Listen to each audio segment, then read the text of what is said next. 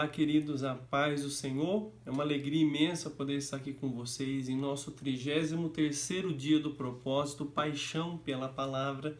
Hoje eu quero transmitir para vocês alguns apontamentos que eu fiz no capítulo 33 de Gênesis. Antes de eu dar início, continuo pedindo para você, por favor, dê o seu joinha aqui no YouTube, inscreva-se em nosso canal, isso vai deixar você a par das novidades, dos novos vídeos que vão sendo adicionados paulatinamente ao canal, e também curta a nossa página no Facebook.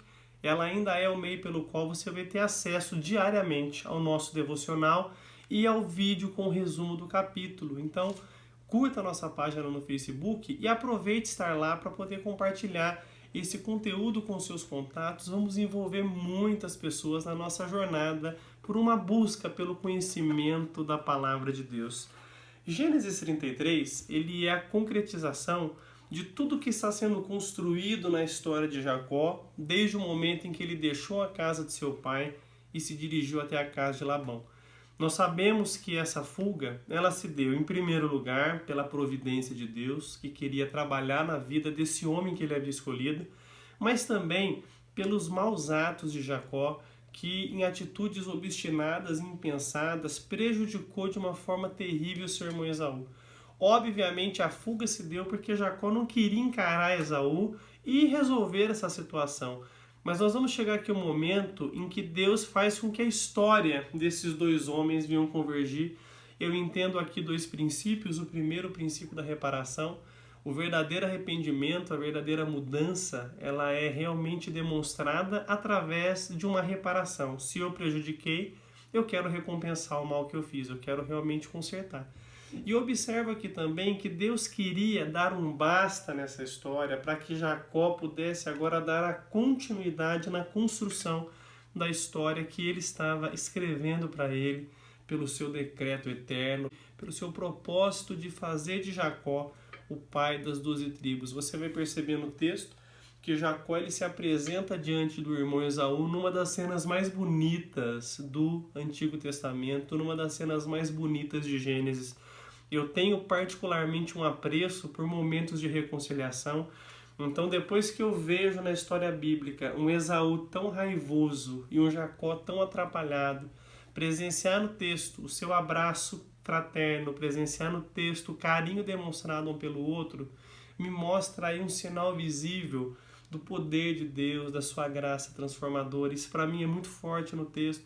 Quem dera todos nós buscássemos a reconciliação com os nossos irmãos e que nós pudéssemos viver em paz uns com os outros, como a palavra de Deus ensina tão claramente. Você vai perceber no texto agora Jacó querendo demonstrar para Esaú o seu arrependimento. Eu já não vejo aqui Jacó manipulando. Esse Jacó é aquele que recebeu uma ordem de Deus para sair da casa de Labão. Esse Jacó é aquele que orou a Deus pedindo que Deus o abençoasse nessa etapa que ele sabia que culminaria com o encontro com o seu irmão. Então nós chegamos aqui, esse Jacó que agora é Israel, que agora é príncipe, ele não é enganador mais. Então ele apresenta a sua família, o seu irmão Esaú, ele apresenta presentes ao seu irmão numa forma humilde de tentar reparar o mal que foi causado. Aqui ele se assemelha a Zaqueu, que quando se encontra com Jesus e é transformado pela graça do Senhor, ele se compromete em restituir aqueles a quem ele prejudicou. Essa é a postura de alguém que foi alcançado por Deus, alguém que é um eleito de Deus, que foi transformado pela graça. Você percebe aqui que Esaú, num primeiro momento, ele recusa. Esaú também foi trabalhado pelo Senhor, mas depois, pela insistência do irmão, ele aceita. E você percebe no texto aqui um ponto que precisa ficar bem claro para a gente.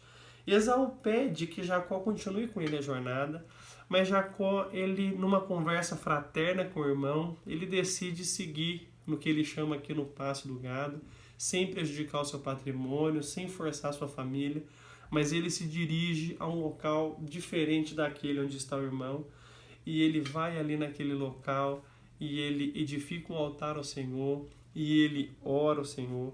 É muito interessante nesse texto, você pode observar que ele dá um nome ao altar que ele erigiu de El Elohe Israel, que significa poderoso é o Deus de Israel.